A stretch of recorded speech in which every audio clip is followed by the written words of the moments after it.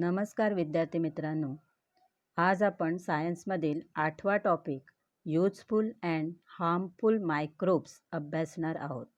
Microbes means micro organism.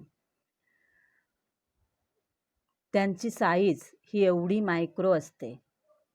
त्यांचा आकार जो आहे तो एवढा मायक्रो आहे, सूक्ष्म आहे की आपल्याला नुसत्या डोळ्यांनी ते दिसत नाही. त्यांचा अभ्यास करण्यासाठी आपल्याला कंपाऊंड मायक्रोस्कोप वापरावा लागतो. You are familiar with different types of microbes which are all around us but cannot be seen with our eyes. आपल्या अवतीभोवती बऱ्याच प्रकारचे सूक्ष्मजीवांचे प्रकार तुम्हाला माहीत असतील, जे सूक्ष्मजीव एअरमध्ये असतात, वॉटरमध्ये असतात, ग्राउंडमध्ये असतात, फूडमध्ये असतात, पण ते आपल्याला दिसत नाही. They cannot be seen with our eyes. In what way are they related to our everyday life? पण ते आपल्या दैनंदिन जीवनामध्ये रिलेटेड आहेत. कसे रिलेटेड आहेत? तर काही मायक्रोब्स जे आहेत ते आपल्या उपयोगाचे असतात, युजफुल असतात. तर काही मायक्रोब्स जे आहेत त्या मायक्रोब्समध्ये मुळे आपल्यामध्ये, ॲनिमल्समध्ये, प्लांट्समध्ये डिसीज निर्माण होतात. आपल्याला पहिल्यांदा युजफुल मायक्रो ऑर्गॅनिझमचा अभ्यास करायचा आहे. युजफुल मायक्रो ऑर्गॅनिझम, त्यामध्ये लॅक्टोबॅसिलाई हा पहिला टाईपचा मायक्रोब्स आहे, ज्याचा आपण अभ्यास करणार आहोत. आता हे जे मायक्रो ऑर्गॅनिझम आहेत ते दिसायला कसे आहेत? तर हे असे रॉड शेप किंवा डॉक्टर आपल्याला जे गोळ्यांमध्ये कॅप्सूल देतात त्या टाईपचे हे बॅक्टेरिया आपल्याला दिसतात. हे बॅक्टेरिया जर आपल्याला पाहायचे असतील, त्यांचं ऑब्झर्वेशन करायचं असेल, तर आपण प्रयोगशाळेमध्ये कंपाऊंड मायक्रोस्कोपच्या सहाय्याने करू शकतो. मग त्यासाठी एका ग्लास स्लाईडवर एक फ्रेश बटर मिल्कचा ड्रॉप घ्यायचा आहे. बटर मिल्क म्हणजे ताजं ताक. ताज्या ताकाचं एक ड्रॉप ग्लास स्लाईडवर घ्यायचा आणि काय करायचं आहे, त्याची थीन लेअर तयार करायची. म्हणजे त्याला शब्द काय आहे? स्मिअर. थीन लेअर त्याची त्या ग्लास स्लाईडवर तयार करायची. म्हणजे सर्वत्र ग्लास स्लाईडवर ते समान पसरलं पाहिजे. एकदम पातळ असा थर तयार करायचा आहे. स्टेन it with methylene blue and put cover slip over it. स्टेन म्हणजे काय आहे? तर रंजक आहे. मिथिलीन ब्ल्यू हे एक रंजक आहे की ज्याच्यामुळे त्या मायक्रोब्सना काय येतो? एक कलर प्राप्त होतो. आता हे जे मायक्रोब्स आहेत ते मायक्रोब्स कसे आहेत? तर ट्रान्सपरंट आहेत, त्यामुळे ते आपल्याला दिसत नाही. मग जर त्यांना कलर टाकला त्यांच्यामध्ये, तर ते कलर ॲब्झॉर्ब करतात आणि कलरफुल होतात. मग ते आपल्याला व्हिजिबल होऊ शकतात. म्हणून ते स्टेन करायचं आहे. एक ड्रॉप मिथिलीन ब्ल्यूचा त्यावर टाकायचा आहे आणि त्यावर कवर स्लिप ठेवायची आहे. Observe the smear under 10x and 60x compound microscope. Observe the smear under 10x objective of a compound microscope and then with a more powerful 60x objective. आता हे 10x आणि 60x काय आहे? तर ते लेन्सची म्हणजे भिंगाची पॉवर आहे. तर 10x म्हणजे काय? तर त्या लेन्स खाली जी वस्तू तुम्ही ठेवणार ती वस्तू तुम्हाला 10 पट मोठी दिसणार. आणि 60x म्हणजे काय आहे?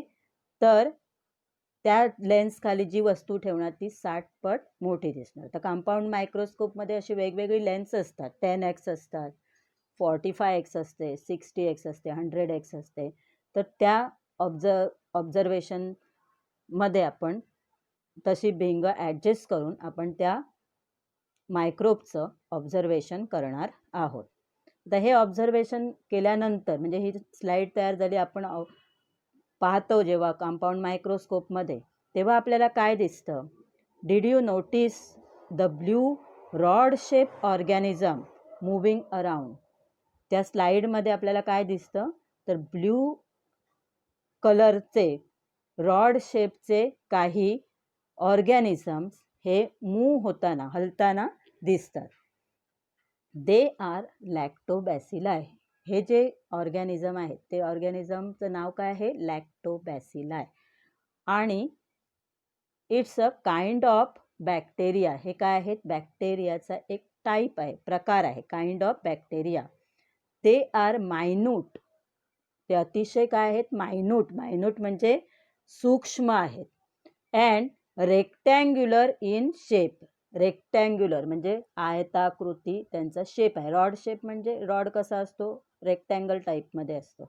तर तसं रेक्टँगल टाईप त्यांचा शेप आहे. लॅक्टोबॅसिलाय आर अनएरोबिक बॅक्टेरिया. अनएरोबिक याचा अर्थ काय आहे? तर पुढे दिलेलंच आहे, anaerobic bacteria that is they can produce energy without use of oxygen. 2 टाईपचे रेस्पिरेशन असतात, एक ॲरोबिक रेस्पिरेशन आणि दुसरं अनएरोबिक रेस्पिरेशन. ॲरोबिक रेस्पिरेशनमध्ये काय आहे? तर जे सजीव म्हणजे जे ऑर्गॅनिझम ऑक्सिजन वापरून एनर्जी जनरेट करतात ते ॲरोबिक ऑर्गॅनिझम, आणि जे organism without oxygen energy produce करतात किंवा जनरेट करतात ते अनएरोबिक ऑर्गॅनिझम. मग आपण सगळे काय आहोत? ॲरोबिक आहोत. आपण रेस्पिरेशन करताना आपल्याला ऑक्सिजनची गरज असते. ऑक्सिजनने आपण काय करतो? रेस्पिरेशन करतो, म्हणजेच एनर्जी जनरेट करतो. आणि हे जे मायक्रो ऑर्गॅनिझम आहेत lactobacilli, they can produce energy without use of oxygen. ऑक्सिजनचा वापर न करता ते एनर्जी जनरेट करू शकतात. म्हणजेच त्याला शब्द काय आहे? Anaerobic bacteria. How is yoghurt made from milk? What exactly happen in this process? Yoghurt म्हणजेच आपलं कर्ड किंवा दही, हे आपण त्याला शब्द आहे आपल्या मराठीमध्ये. What exactly happen in this process? या प्रोसेसमध्ये नक्की काय घडतं ते आपल्याला अभ्यासायचं आहे. आता दुधाचं दही कसं तयार होतं हे आपल्याला माहीत आहे, किंवा घरी तुम्ही तुमच्या आईला विचारलं तरी ती सांगू शकेल. म्हणजे दुधाचं दही तयार करताना कोमट दुधामध्ये थोडंसं विरजण म्हणून ताकाचं 1 चमचा ताक किंवा 1 चमचा दही टाकतात आणि ते तसंच 5-6 तास ठेवतात. मग त्याच्यापासून दुधापासून दही तयार होतं. ही आपली दही तयार करण्याची प्रोसेस आहे. ही तुम्ही यूट्यूबवर सुद्धा पाहू शकता. तर यामध्ये नक्की काय होतं? दुधाचं दही तयार होताना नक्की काय घडते? प्रक्रिया काय होते? ती आपल्याला पाहायची आहे.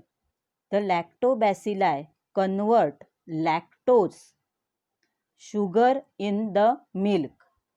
लॅक्टोज ही दुधामधली एक काय आहे? शुगर आहे, साखरेचा एक प्रकार आहे. ती दुधामध्ये असते, त्यामुळे तुम्ही थंड दूध पिताना तुम्हाला दुधाची टेस्ट जी आहे ती थोडी गोड लागते. याचं कारण त्यामध्ये एक लॅक्टोज नावाची शुगर आहे.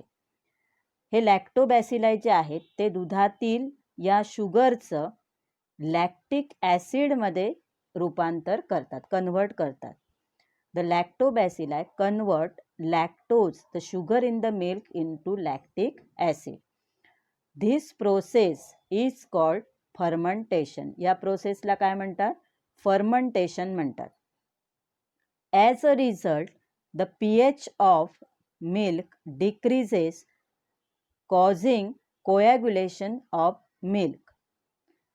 याच्यामुळे काय होतं? तर दुधाचा जो pH आहे तो pH कमी होतो. Decreases the pH of milk. तर pH म्हणजे काय? तर एक व्हॅल्यू आहे. 3 टाईपचे जे आपले लिक्विड आहेत ते लिक्विड 3 टाईपचे असतात. एक म्हणजे ॲसिडिक नेचर असतं, बेसिक नेचर असतं आणि न्यूट्रल नेचर असतं. त्यापैकी न्यूट्रल असेल तर pH 7 असतो आणि 1 पासून 6.99 पर्यंत हा जो pH आहे तो pH ॲसिडिक आहे आणि त्याच्या पुढचा 7च्या नंतर 7.1 to 14 हा बेसिक pH आहे. म्हणजे 3 प्रकारचे काय असतात, लिक्विड असतात. तर यामध्ये ॲसिडिक लॅक्टिक ॲसिड दुधामध्ये तयार झाल्यामुळे त्याचा दुधाचा जो pH आहे तो pH काय होतो, डिक्रीज होतो आणि त्यामुळे pH कमी झाल्यामुळे मिल्कचं जे आहे ते कोॲग्युलेशन होतं, causing coagulation of milk protein. मिल्कमधले जे प्रोटीन्स आहेत, प्रथिनं आहेत, त्या प्रथिनचं कोॲग्युलेशन होतं. कोॲग्युलेशन म्हणजे ते प्रथिनं एकत्र येतात, आळतात म्हणतो आपण त्याला, एकत्र येतात आणि त्यामुळे दुधाचं काय होतं, घट्ट असं दही तयार होतं. Thus milk protein are separated from other constituent of milk. त्यामुळे हे जे प्रोटीन्स आहेत ते प्रोटीन्स दुधातले जे अन्य घटक आहेत त्या घटकांपासून वेगळे होतात. This is what happen when milk changes into yogurt. अशा प्रकारे मिल्कचं योगर्टमध्ये म्हणजेच दह्यामध्ये रूपांतर होतं. Yoghurt has specific sour taste due to lactic acid. योगर्टमध्ये स्पेसिफिक सोअर टेस्ट, थोडीशी त्याला आंबट चव येते कारण लॅक्टिक ॲसिड त्याच्यामध्ये तयार होतं म्हणून. आणि दुधाला एक वेगळी चव प्राप्त होते त्याच्यामुळे. त्याचबरोबर असे आंबट मधुर असं त्याला वास पण येतो, स्मेल पण येतो. हे सगळं ते तयार होताना प्रोसेसमध्ये जे काही केमिकल्स तयार होतात त्यामुळे घडून येतं. The low pH destroy harmful microbes present in the milk. pH कमी झाल्यामुळे त्या दुधामध्ये जे काही मायक्रोब्स असतात, हार्मफुल मायक्रोब्स, ज्याच्यामुळे आपल्या पोटाला त्रास होऊ शकतो, ते मायक्रोब्स काय होतात, डिस्ट्रॉय होतात लो pHमुळे. pH कमी झाल्यामुळे हे harmful microbes present in the milk destroy. त्यानंतर डू यू नो, आता हे क्वेश्चन आहे, त्या क्वेश्चनचे आन्सर आपल्याला पुढे मिळतीलच. What is meant by probiotic yoghurt and other food stuff which are popular nowadays. आता हे प्रोबायोटिक योगर्ट जे आहे, काही ॲडव्हर्टाईज आपण टी व्हीवर बघतो, जशी ते शिल्पा शेट्टी वगैरे ॲडव्हर्टाईज देतात योगर्टची. ते योगर्ट हे आता फेमस झालेले आहेत नाउअडेज, पॉप्युलर झालेले आहेत. का पॉप्युलर झालेले आहेत? Useful microbes like lactobacilli are added to these eatables. म्हणजे ह्याच्यामध्ये लॅक्टोबॅसिलाई जे आहेत ते ॲड केलेले असतात. Such eatables are healthy because they kills the harmful bacteria. हे जे बॅक्टेरिया आहेत, हे बॅक्टेरिया आपल्या इंटेस्टाईनमध्ये गेल्यानंतर त्या इंटेस्टाईनमध्ये असलेले जे हार्मफुल बॅक्टेरिया आहेत ते बॅक्टेरिया ते काय करतात, डिस्ट्रॉय करतात, किल करतात, मारतात त्या बॅक्टेरियांना, हार्मफुल बॅक्टेरियांना. Like clostridium. म्हणजे क्लॉस्ट्रिडियम हा एक हार्मफुल बॅक्टेरियाचा टाईप आहे, प्रकार आहे, की जो आपल्या एलिमेंटरी कॅनलमध्ये म्हणजे अन्ननलिकेमध्ये असेल तर त्याच्यामुळे आपल्याला उलट्या होऊ शकतात, डिसेंट्री सुरू होऊ शकते. तर या क्लॉस्ट्रिडियमचा ते काय करतात, नाश करतात, डिस्ट्रॉय करतात. Clostridium in the alimentary canal and help to improve our immunity. आणि त्याच्यामुळे आपली प्रतिकारशक्ती जी आहे ती वाढते. इम्युनिटी म्हणजेच प्रतिकारशक्ती वाढते. म्हणजे असे हे लॅक्टोबॅसिलाई जे आहेत ते आपल्याला अतिशय उपयुक्त असे बॅक्टेरिया आहेत. आता त्याचे युजेस काय आहेत ते आपण पाहू. Uses of lactobacilli. First use आहे various milk product like yoghurt, butter milk, ghee, cheese, shrikhand etcetera can be obtain by fermentation of milk. वेगवेगळे जे दुधाचे पदार्थ आहेत, जसं योगर्ट आहे म्हणजेच दही, किंवा बटर मिल्क, तूप, चीज, श्रीखंड, हे पदार्थ दुधाच्या किण्वन क्रियेने बनवले जातात. सेकंड यूज आहे lactobacilli fermentation is use for large scale production of cider, cocoa, pickle of vegetables etcetera. मोठ्या प्रमाणावर सीडार म्हणजे ॲपल ज्यूस किंवा ॲपलचं एक अल्कोहोलिक ड्रिंक आहे ते बनवण्यासाठी, किंवा कोको पावडर बनवण्यासाठी, पिकल्स ऑफ व्हेजिटेबल म्हणजे भाज्यांची जी लोणची आहेत त्या लोणची टिकण्यासाठी जो व्हिनेगार वापरतात ते व्हिनेगार तयार करण्यासाठी सुद्धा लॅक्टोबॅसिलाई फर्मेंटेशन हे वापरलं जातं. तर लार्ज स्केल प्रोडक्शन म्हणजे यांचं जर मोठ्या प्रमाणावर जे उत्पादन करतात त्यासाठी ही प्रोसेस वापरली जाते. त्यानंतर तिसरा त्याचा यूज आहे lactobacilli and some other useful microbes taken together are use to treat the abdominal disorder. Abdominal disorder म्हणजे आपल्या अन्ननलिकेमध्ये किंवा पचन संस्थेमध्ये काही बिघाड झाला तर त्याच्यावर उपचार म्हणून हे मायक्रोब जे आहेत लॅक्टोबॅसिलाई किंवा त्यासारखे दुसरे जे काही मायक्रो ऑर्गॅनिझम आहेत त्यापासून बनवलेल्या औषधांचा वापर केला जातो.